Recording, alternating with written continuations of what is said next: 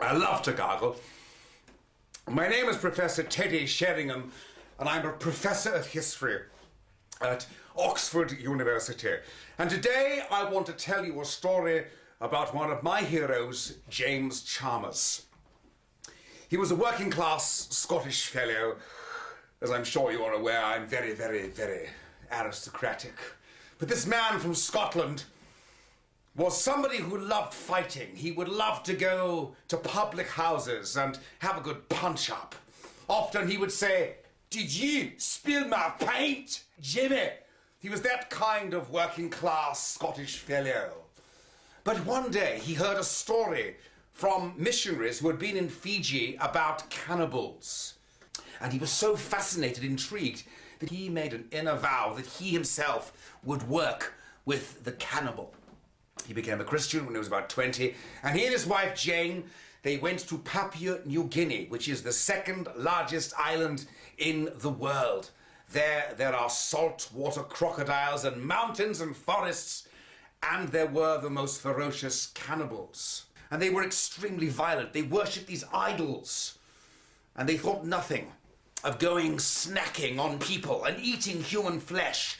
The whole of Papua New Guinea was engulfed with the most violent and horrendous cannibalism. These cannibals were everywhere. They were ubiquitous. And they were so vile and so violent that sometimes they would capture their enemies in battle, and they would put them into a living larder where for up to 6 days or even a week, they would come in and cut off the flesh of these living pieces of meat and eat them in front of their victims, laughing and sneering at them. As a historian, I can tell you that the theory that they ate people to, as it were, absorb their manner or their prowess, their fighting virility, is absolute bunk.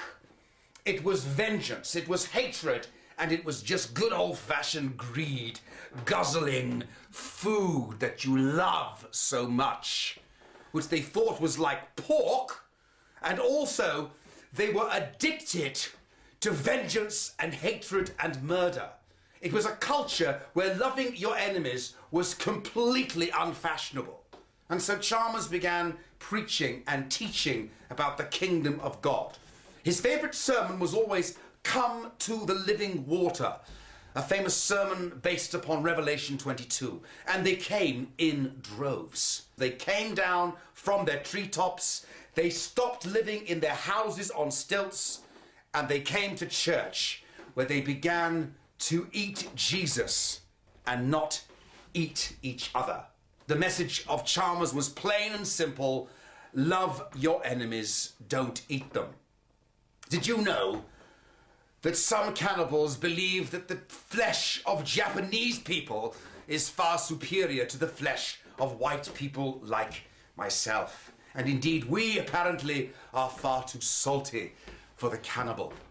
Chalmers, how did he come to an end? Well, he went to the most savage part of Papua New Guinea, the Fly River area. He turned his back on a group of cannibals.